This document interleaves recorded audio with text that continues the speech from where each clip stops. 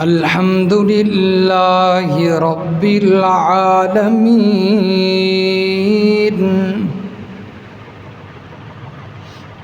والعاقبة للمتقين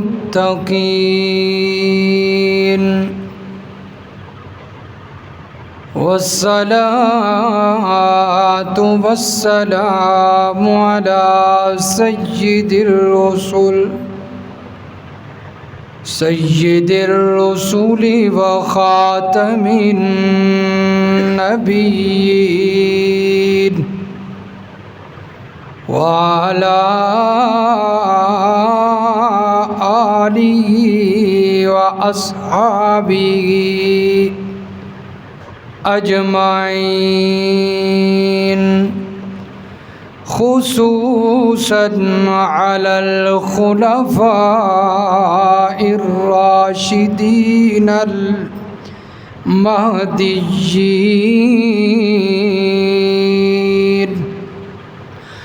أما بعد، فقد قال الله تبارك وتعالى في كلامه المجيد والفرقان الحميد: أعوذ بالله من الشيطان الرجيم. بسم الله الرحمن الرحيم. وقال إني ذاهب إلى ربي سيهدين. رب هب لي من الصالحين. فبشرناه بغلام حليم. سبحان ربك رب العزة عما يصفون وسلام على المرسلين والحمد لله رب العالمين. اللهم صل على محمد وعلى آل محمد كما صليت على إبراهيم وعلى آل إبراهيم إنك حميد مجيد.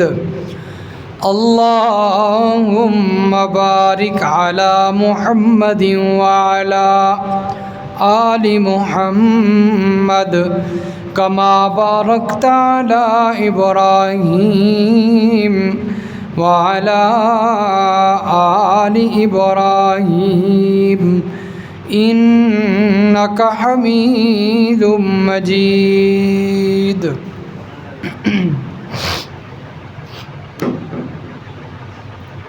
انتہائی واجب الاحترام محترم بزرگوں، عزیز دوستوں، نوجوان بھائیوں، السلام علیکم.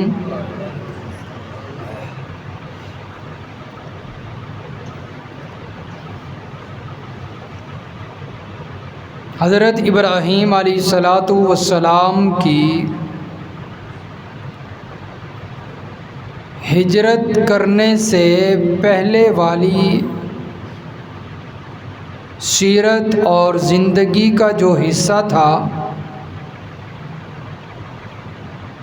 وہ بڑی تفصیل کے ساتھ آپ گزشتہ 3 خطبہ جمعۃ المبارک میں سماعت فرما چکے ہیں.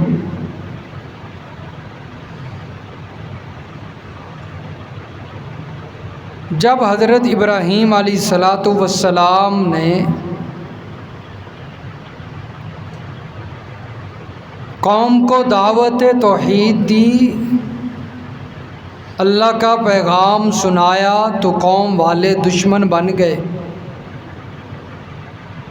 اور اتنی سخت نفرت کرنے لگے کہ حضرت ابراہیم علیہ السلام کو قتل کا ارادہ بنایا، اور پھر جب ارادہ پختہ ہو چکا تو حضرت ابراہیم علیہ السلام کے لیے آگ جلا دی، اور اس آگ کے اندر اللہ کے پیغمبر کو پھینکا، لیکن اللہ تبارک و تعالی نے اپنی رحمت کے ذریعے حضرت ابراہیم علیہ السلام کو آگ سے بچا لیا۔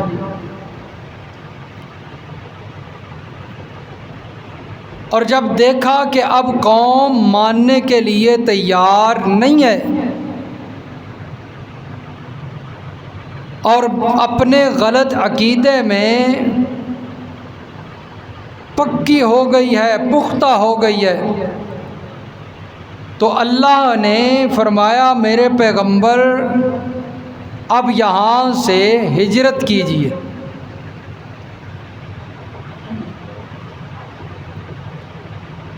چنانچہ حضرت ابراہیم علیہ السلام اللہ کے اس حکم پر عمل کرتے ہوئے سفر شروع کرتے ہیں، اور ساتھ حضرت سارہ ہیں اور حضرت لوط علیہ السلام ہیں۔ 3 افراد ہجرت کر رہے ہیں۔ قرآن کہتا ہے حضرت ابراہیم علیہ السلام نے فرمایا انی ذاہب الی ربی سیہدین، میں اپنے پروردگار کی طرف جانے والا ہوں اور میرا رب میری صحیح رہنمائی کرے گا۔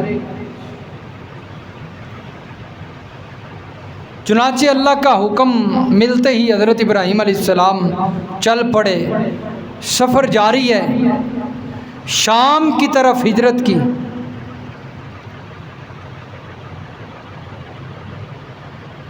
اور شام والوں کے پاس پہنچ کر انہیں بھی اللہ کا پیغام سنایا اور دعوت دی۔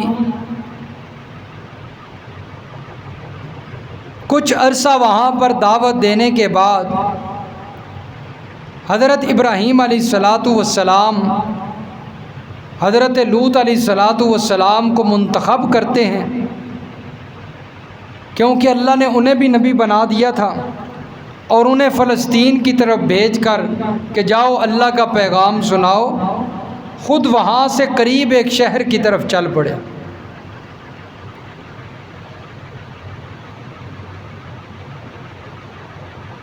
اور جس شہر کی طرف جا رہے تھے وہاں پر فرعون اس وقت کا جو بادشاہ تھا، فرعون جابر ظالم حکمران کو کہتے ہیں، فرعون نام نہیں ہے، فرعون نام۔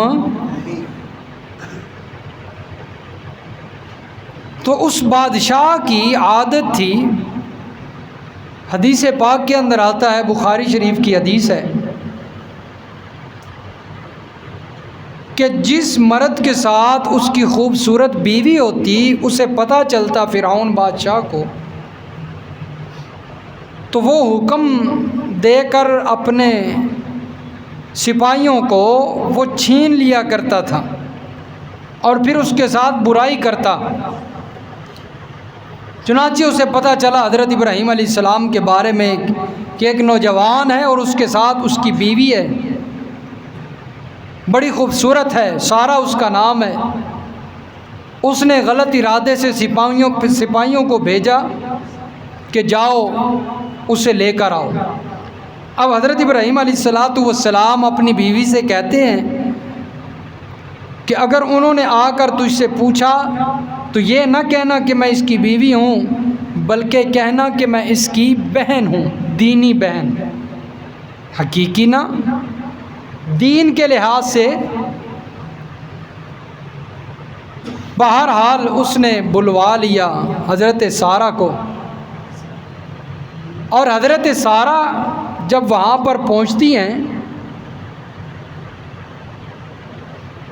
تو حدیث پاک کے اندر آتا ہے کہ اس نے حضرت سارہ کی طرف ہاتھ بڑھایا غلط ارادے سے۔ حضرت ایک اور حدیث میں ہے نبی علیہ السلام نے فرمایا کہ حضرت ابراہیم علیہ السلام نے 3 مقامات پر ایسے الفاظ استعمال کیے ہیں کہ جو ظاہراً تو معلوم ہوتا ہے کہ یہ جھوٹ ہے لیکن حقیقتاً جھوٹ۔ ان میں سے ایک مقام یہی ہے بہن والا کہ حضرت ابراہیم علیہ السلام نے اپنی بیوی کو کہا تھا کہ ادھر جا کر یہ نہ کہنا کہ میں تیری بیوی ہوں بلکہ کہنا بہن ہوں۔ اور ایک مقام قرآن کا جو آپ سن چکے ہیں انی سقیم، میں بیمار ہوں، تو حقیقتاً تو بیمار نہیں تھے، بیماری پھر کیا تھی؟ روحانی بیمار تھے، اور سامنے والا سمجھتا ہے کہ شاید حقیقت ہی ایسا ہے۔ بہرحال اس نے غلط ارادے سے ہاتھ بڑھایا۔ نبی علیہ السلام نے فرمایا اللہ نے اس کو پکڑ لیا اور اس کا ہاتھ شل ہو گیا۔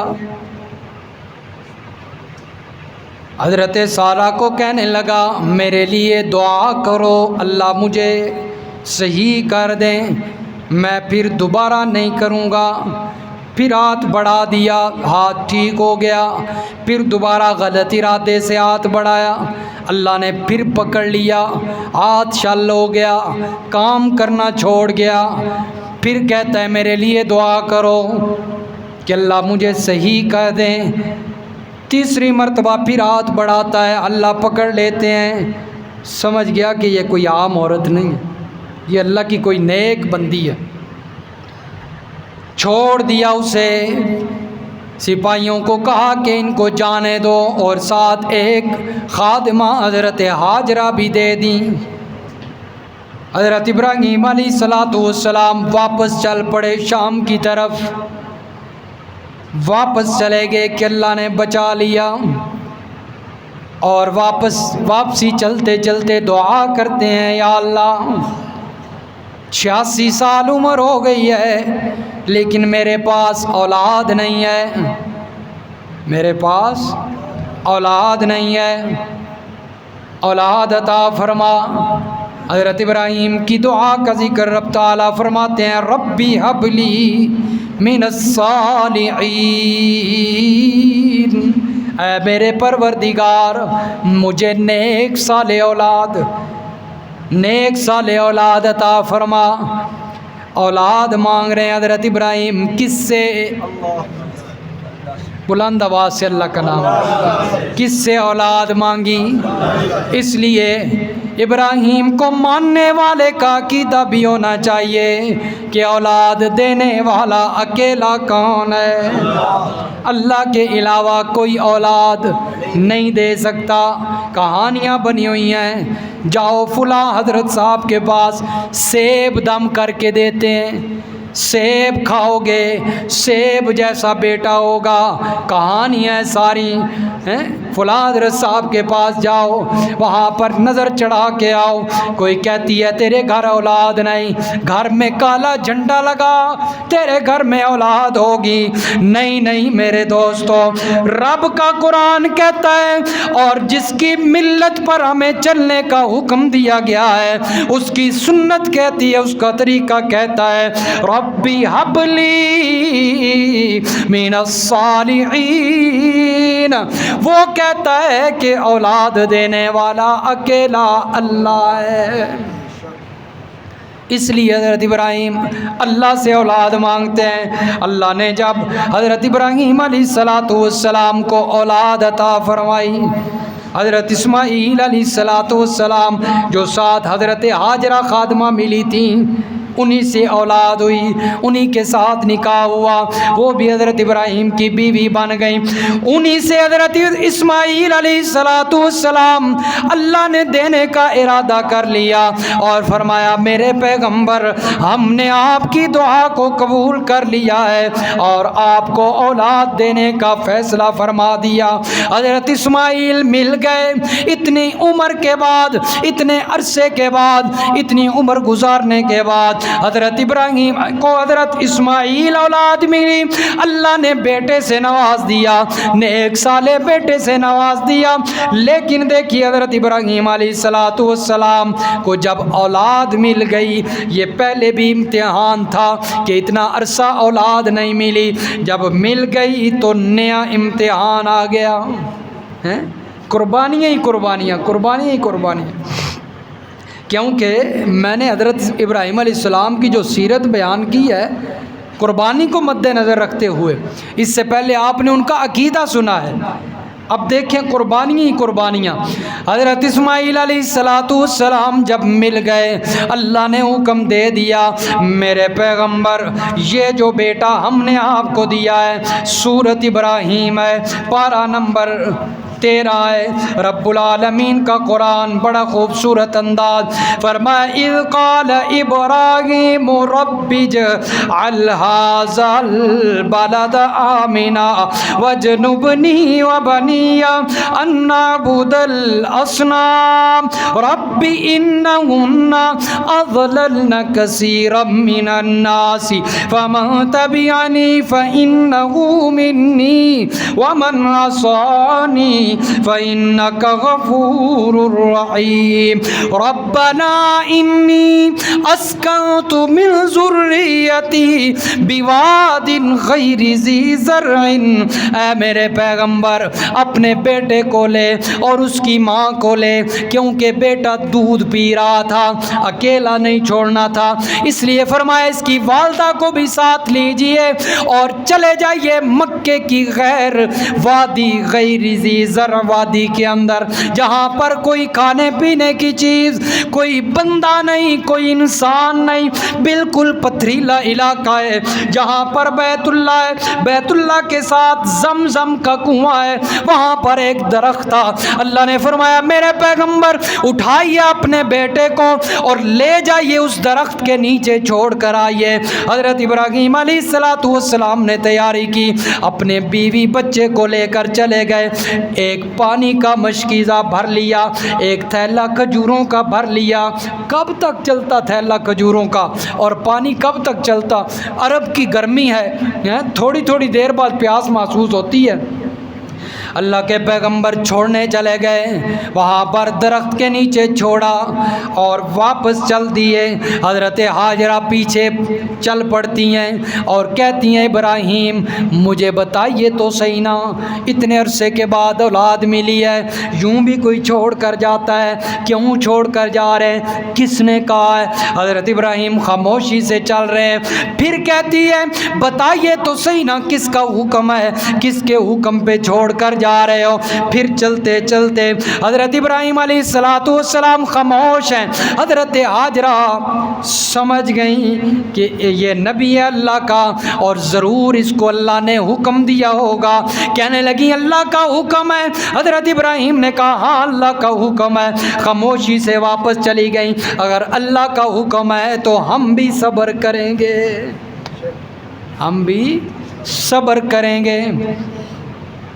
پانی پیتی رہیں، کھجوریں کھا لی، ختم ہو گیا سلسلہ کھانے پینے کا۔ اب حضرت ہاجرہ کچھ کھائیں تو دودھ آئے، حضرت اسماعیل کا پیٹ بھرے، حضرت اسماعیل رونے لگے۔ اور مفسرین نے لکھا ہے کہ حضرت ہاجرہ جب ان کو لٹاتی آگے پیچھے دوڑتی کچھ دیکھنے کے لیے، کچھ مل جائے کھاؤں، تو حضرت ابراہیم حضرت اسماعیل کو جب لٹاتی حضرت ہاجرہ، حضرت اسماعیل بھوک کی وجہ سے یوں کلٹیاں مارتے، تڑپتے۔ امتحان ہے نا۔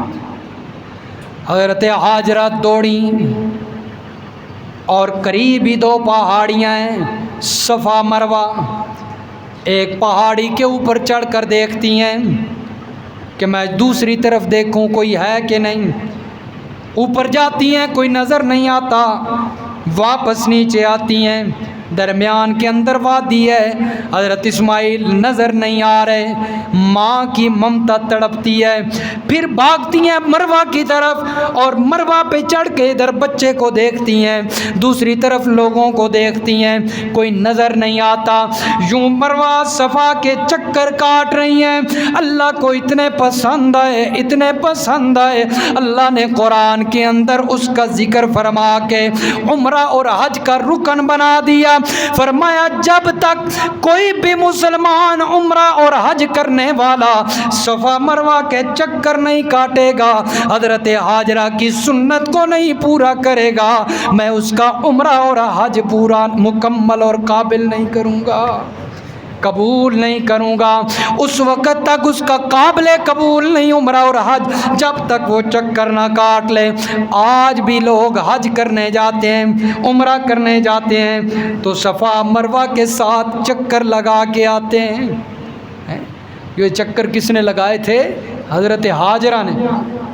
ماں کی ممتا تڑپتی تھی تو پہاڑیوں پہ چڑھتی ہیں، ایک طرف بچے کو دیکھنا، دوسری طرف کوئی انسان ہے، کوئی یہاں پر آبادی ہے تو اسے دیکھنا، کوئی نظر نہیں آتا۔ غیب سے آواز آئی، فرشتے نے آواز لگائی، حضرت ہاجرہ دوڑی اپنے بیٹے کے پاس، دیکھا فرشتہ انسانی حالت میں بیٹھا ہے اور کہتا ہے ہاجرہ یہاں سے میں تھوڑا گڑھا کھودتا ہوں، سوراخ مارتا ہوں تو اللہ کی طرف سے پانی اللہ کے حکم سے جاری ہوگا، پانی پینا اللہ کا حکم ہے، میں اللہ کے حکم سے آیا ہوں۔ حضرت اسماعیل علیہ السلام نے وہاں پر لیٹے ہوئے ہیں، پاؤں کو رگڑنا شروع کیا، فرشتے نے کھودا اور پانی جاری ہو گیا۔ حضرت ہاجرہ پانی پینے لگی، اپنا مشکیزہ بھی بھر لیا اور پھر کیا کیا، وہاں پر اس سوراخ کے ارد گرد جس طرح بندہ پانی کو روکنے کے لیے تھوڑی سی وہ بناتا ہے نا، اونچی ڈیری بناتا ہے، وہ بنانے لگی۔ نبی علیہ السلام نے فرمایا اے ام اسماعیل، اللہ تجھ پر رحم کرے، اللہ تجھ پر مہربانی کرے کہ تو نے تو وہ ڈھیری بنا دی، پانی روک دیا، اگر تو ڈھیری نہ بناتی اللہ آج اس چشمے کو پتہ نہیں کہاں پہنچاتا، پتہ نہیں وہ چشمہ کہاں تک پہنچ۔ لیکن آج دیکھیں پھر بھی پوری دنیا اس چشمے سے پانی پی رہی ہے اور سیراب ہو رہی، زمزم کا پانی۔ یہ امتحان بھی حضرت ابراہیم علیہ السلام نے پاس کر لیا۔ حضرت اسماعیل بڑے ہو گئے، بعد کے اندر یہ واقعہ تو بڑی تفصیلی حدیث کے اندر بیان ہوا ہے کہ پھر وہاں کچھ لوگ گزرے اور پرندے اوپر جو ہے وہ چکر لگا رہے تھے، ان کو شک پڑ گیا کہ پرندے آج تک ہم نے یہاں پر دیکھے نہیں، تو معلوم ہوتا ہے یہاں پر کوئی پانی وغیرہ ہے تبھی تو یہ پرندے چکر لگا رہے ہیں۔ پھر وہ آئے ہیں، انہوں نے آ کر وہ سارا جو ہے وہ کنواں کھودا اور سارا وہ معاملہ کیا، بڑا تفصیلی واقعہ۔ لیکن آگے چلیے، حضرت ابراہیم علیہ السلام جس وقت یہ بیٹا بڑا ہو گیا، اب نیا امتحان آ گیا، بیٹا چلنے لگا نا، انگلی پکڑ کر چلانے لگے اسے، اب محبت اور بڑھ گئی، پہلے اولاد ملتی نہیں تھی، ملی، جدائی آ گئی، پھر دوبارہ جدائی سے ملاپ ہوا تو پھر محبت تو اور بڑھ گئی نا۔ اللہ نے فرمایا میرے پیغمبر تیار ہو جائیے۔ فلما بلغ معه السعي قال يا بني إني أرى في المنام أني أذبحك فانظر ماذا ترى۔ اے میرے بیٹے، حضرت اسماعیل علیہ السلام کو کہنے لگے، قرآن کہتا ہے جب وہ دوڑنے کی عمر کو پہنچ گئے، اے میرے بیٹے میں دیکھتا ہوں، نیند کے اندر خواب دیکھ رہا ہوں میں، انی اذبحک، میں تجھے ذبح کر رہا ہوں، میں تجھے ذبح کر رہا ہوں، فانظر ماذا تری، بتا تیری کیا رائے ہے، تیرا کیا مشورہ ہے، تیری کیا رائے ہے، تو بتا۔ حضرت ابراہیم علیہ السلام یہ نہیں پوچھ رہے تھے کہ بیٹا ذبح ہونا ہے کہ نہیں، فرمایا حکم آ گیا، ذبح کر رہا ہوں، اس لیے کہ نبی کا خواب وہی ہوتا ہے، اللہ کا حکم ہوتا ہے، اس لیے حکم ربی ہے۔ اب بتا ذبح کیسے ہونا ہے؟ اب حضرت اسماعیل علیہ السلام بھی کوئی عام انسان نہیں تھے، حضرت ہاجرہ کی گود میں پرورش ہوئی تھی نا۔ کہنے لگے ابا جان امتحان امتحان، تیری زندگی کے اندر امتحان ہی امتحان۔ جب تو خود بچہ تھا اس وقت تو نے اپنے والد کو چھوڑا، کسی سے پوچھا تھا؟ اللہ کا حکم تھا نا، کسی سے پوچھ کر گھر چھوڑا تھا؟ فرمایا نہیں۔ پھر جب آگ کے اندر تجھے ڈالا گیا ابا جان، اس وقت تو نے شور نہیں مچایا، آپ نے واویلا نہیں کیا، آگ کے اندر خوشی سے چلے گئے۔ کسی سے پوچھا تھا؟ نہیں بیٹے نہیں پوچھا۔ جس وقت میں پیدا ہوا اتنے عرصے کے بعد اللہ نے مجھے آپ کی طرف نیک صالح بیٹا بنا کر آپ کو عطا کر دیا، اور پھر اس بیٹے کو ایک غیر ذی زرع وادی کے اندر چھوڑ آئے جہاں پر کوئی چیز نہیں ہے۔ چھوڑتے وقت کسی سے پوچھا تھا؟ کہا نہیں۔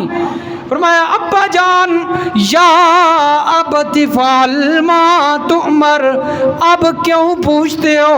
اب بھی تو اسی اللہ کا حکم ہے ابا جان، افعل ما تؤمر، جیسے حکم ملا ہے پورا کریے، اور میری رائے میرا معاملہ رہا ابا جان شور نہیں مچاؤں گا، واویلا نہیں کروں گا، ستجدنی ان شاء اللہ من الصابرین،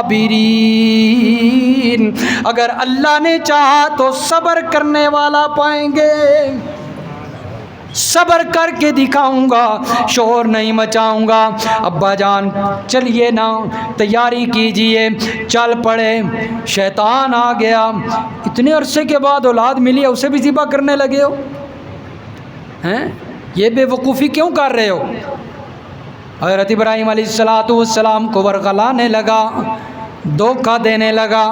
حضرت ابراہیم علیہ السلام اس کی باتوں میں نہیں آئے، کیونکہ حکم ربی پہ پورا اعتماد رکھ کر تیاری کر کے جا رہے تھے۔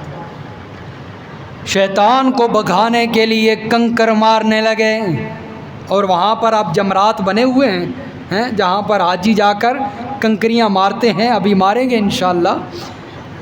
حضرت ابراہیم نے کنکریاں ماری، اللہ نے اسے بھی عمرے کا حج کا رکن بنا دیا کہ جو بھی حج کرنے جائے گا کنکریاں مار کے آئے گا۔ حضرت ابراہیم علیہ السلام شیطان کو بھگا کر آگے چل پڑے۔ تھوڑا آگے چلتے ہیں، ایک پہاڑی کے اوپر، وہاں پر نشاندہی ہے، چھوٹا سا انہوں نے کمرہ بنایا ہوا ہے، جھونپڑی ٹائپ، کہ یہاں پر حضرت ابراہیم علیہ السلام نے لٹایا تھا حضرت اسماعیل کو ذبح کرنے کی غرض سے۔ فلما اسلما وتلہ للجبین ونادیناہ ان یا ابراہیم، اللہ فرماتے ہیں دونوں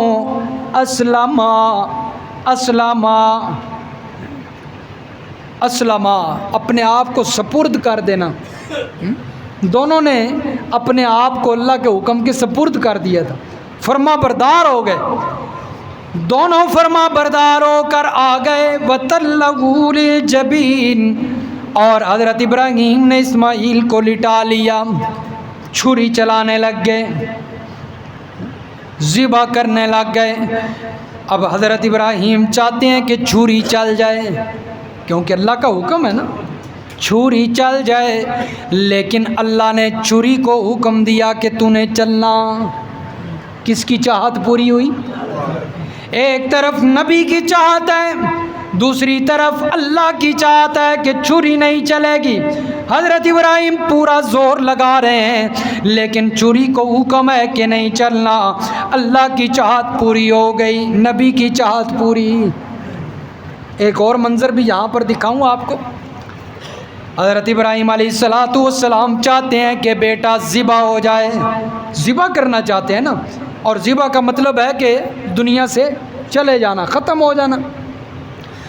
دوسری طرف امام الانبیاء فخر الرسول خاتم النبیین محمد الرسول اللہ صلی اللہ علیہ وسلم کا بیٹا لخت جگر 18 مہینوں کا ابراہیم گود کے اندر ہے، آپ نے اٹھایا ہوا ہے، نبی علیہ الصلوۃ والسلام دیکھ رہے ہیں اور آنکھوں سے آنسو بہہ رہے ہیں، ابراہیم کی روح پرواز کر رہی ہے۔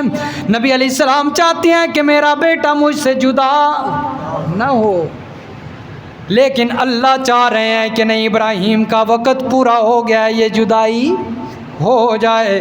اور ادھر ابراہیم چاہتے ہیں کہ بیٹا جدا ہو جائے، لیکن اللہ چاہتے ہیں کہ اسماعیل جدا نہ ہو، اس لیے کہ اللہ نے ابراہیم کی اولاد کے اندر نبوت چلانی تھی، ادھر امام الانبیاء کی اولاد کے اس نبی علیہ السلام کی بعد نبوت نہیں چلنی تھی، کیونکہ وہ خاتم النبیین بن کر آئے، ادھر ابراہیم کی اولاد میں نبوت چلنی تھی۔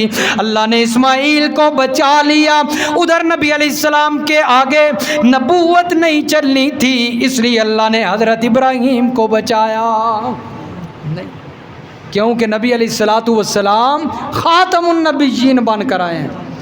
فرمایا نہ اولاد رہے گی، نہ نبوت کا کوئی سلسلہ چلے گا، ادھر اولاد کو باقی رکھا کیونکہ نبوت کا سلسلہ جاری کرنا تھا۔ حضرت ابراہیم علیہ الصلوۃ والسلام ذبح کرتے ہیں، حضرت اسماعیل ذبح نہیں ہو رہے، چھری چلا رہے ہیں، چھری چلتی نہیں، آواز آ گئی وَنَادَيْنَاهُ أَن یا ابراہیم، اللہ نے فرمایا ہم نے ندا دی، اے ابراہیم قد صدقت الرؤیا، اے میرے پیغمبر آپ نے خواب کو سچ کر دکھایا ہے، آپ نے خواب کو سچ کر دکھایا ہے۔ ایک لفظ ہوتا ہے صدقتا، یہ لفظ ہے صدقتا، اور ایک ہوتا ہے صدقت الرؤیا، دونوں میں فرق ہے۔ جو عربی گرامر جانتے ہیں کچھ نہ کچھ ان کو پتہ ہوگا، دونوں الگ الگ باب کے صیغے ہیں، دونوں کا معنی بھی الگ الگ ہو جاتا ہے۔ صدقت الرؤیا کا مطلب ہوتا ہے خواب سچ ہو گیا، خواب سچ ہو گیا، اور صدقت الرؤیا جو قرآن کے الفاظ ہیں اس کا مطلب ہے خواب سچ کر دکھایا، دونوں میں فرق ہے کوئی نہیں۔ معنی میں نے آپ کے سامنے بیان کر دی ہیں، معنوں میں فرق ہے، ایک ہے خواب سچ ہو جانا اور ایک ہے خواب کو سچ کرنا، دونوں میں فرق ہے۔ اور دونوں میں مشکل کون سا ہے جی؟ سچ کرنا، سچ کر دکھانا مشکل ہے۔ اللہ نے فرمایا میرے پیغمبر یہ خواب اتنا مشکل تھا، اتنا مشکل تھا، ممتحن خود کہہ رہا ہے یہ خواب اتنا مشکل تھا، اور کوئی ہوتا پتہ نہیں سچ کر دکھاتا یا نہ دکھاتا، میرے پیغمبر آپ نے یہ امتحان بھی سچ کر دکھایا ہے، یہ خواب بھی پورا کر دیا میرے پیغمبر، آپ تو فَأَتَمَّهُ 100/100 نمبر لے کر پاس ہوئے۔ میرے پیغمبر بس کیجئے، إِنَّ هَذَا لَهُوَ الْبَلَاءُ الْمُبِينُ، یہ بہت بڑا امتحان تھا۔ وَفَدَيْنَاهُ بِذِبْحٍ عَظِيمٍ، لیجئے ہم نے اسماعیل کے بدلے میں ایک دمبا بھیج دیا ہے، اس کو ذبح کیجئے۔ میرے پیغمبر اس دمبے کو ذبح کرنا آپ کا کام ہے، اور آپ کے نامہ اعمال کے اندر ابراہیم اسماعیل کی قربانی کا ثواب لکھ دینا میں رب العالمین کا کام ہے۔ دمبا کریں گے بکری، لیکن ثواب بیٹے کی قربانی کا ملے گا، تو یہ بہت بڑا امتحان تھا، بہت بڑا امتحان تھا۔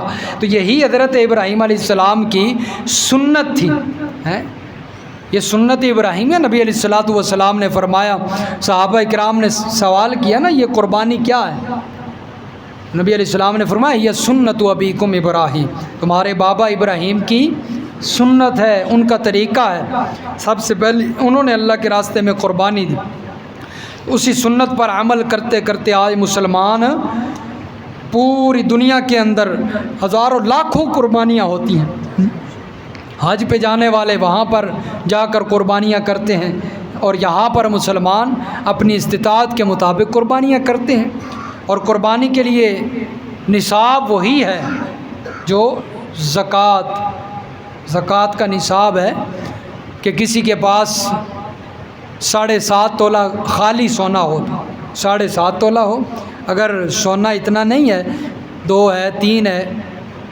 تو پھر اس کے ساتھ اور چیزیں ملائیں گے، اس کے ساتھ جو ہے وہ مال تجارت ہے، چاندی ہے، ان سب چیزوں کو ملا کر، تھوڑی تھوڑی چیزیں ہیں، ساری ملا کر 52.5 تولہ چاندی کی قیمت کو پہنچ جائے، تقریباً 1.5 لاکھ قیمت بن جاتی ہے، تو پھر اس بندے پر وہ صاحب نصاب ہو جاتا ہے، اس پر قربانی ضروری ہو جاتی ہے۔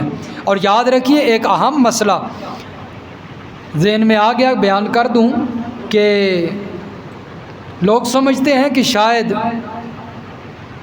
اکٹھے ہیں، ایک گھر کے اندر ہیں، ساری اولاد بھی ہے، والدین بھی ہیں، اب والد صاحب قربانی کریں گے سب کی طرف سے ہو جائے گی کیونکہ سربراہ وہ ہیں، حالانکہ بیٹے سارے صاحب نصاب ہیں، تو ایسے قربانی کافی نہیں ہوتی اکیلے والد صاحب کی طرف سے۔ اگر اولاد بھی صاحب نصاب ہے، والد صاحب بھی صاحب نصاب ہیں، اولاد الگ طور پہ صاحب نصاب بن رہی ہے، ان کی بیویوں کے پاس اتنا مال ہے یا ان کے پاس، تو ہر انسان پر جو صاحب نصاب بن رہا ہے، ہر انسان پر الگ الگ قربانی واجب ہوگی۔ والد صاحب الگ کریں گے، بیٹا الگ کرے گا جو صاحب نصاب بن گئے، اگرچہ کھانا پینا اکٹھا ہے، رہائش اکٹھی ہے، سب کچھ اکٹھی وہاں پر رہتے ہیں ایک رہائش کے اندر، لیکن سارے الگ الگ صاحب نصاب ہیں، بیویوں کے پاس اتنا اتنا سونا پڑا ہوا ہے، تو انہیں چاہیے کہ الگ الگ قربانی کریں، پھر جا کر کافی ہوگی، وگرنہ قربانی نہ کرنے پر جو وعیدات ہیں اور جو گناہ ہے اس کے مستحق ٹھہر جائیں گے۔ اس لیے اس بات کا خیال رکھیں۔ اور آج لوگ سمجھتے ہیں پتہ نہیں ہمارے پاس مال نہیں ہے، تو یہ چیز بھی ضروری ہے کہ اور بڑی جو سامان ضرورت ہے اس پہ تو وہ صاحب نصاب میں نہیں آتا، لیکن اس سے زائد سامان کافی پڑا ہوتا ہے، پیٹیاں بھری پڑی ہیں، الماریاں پڑی ہیں، پتہ نہیں کیا کیا پڑا ہوتا ہے جو پورا سال استعمال ہی نہیں ہوتا، اس کو بھی ساتھ شامل کیا جائے۔ اور انسان کے پاس اگر 3 موبائل ہو نا، تو ایک موبائل نکال کے دوسرے 2 موبائلوں کو بھی شامل کیا جائے۔ 3 آئی فون رکھے ہوئے ہیں اور سمجھتے ہیں کہ ہمارے اوپر قربانی واجب کوئی نہیں۔ ایک آئی فون کتنے کا آ جاتا ہے؟ 2 3 لاکھ کا، اور 1.5 لاکھ قیمت جس کے پاس آ جائے اس پر قربانی ہو جاتی ہے۔ تو اس لیے ان چیزوں کا خیال رکھیں، اپنے آپ کو گناہ کا مستحق نہ ٹھہرائیں، بلکہ یہ چیزیں بڑی ضروری ہوتی ہیں۔ اللہ تعالیٰ سمجھ نصیب فرمائے، عمل کی توفیق عطا فرمائے۔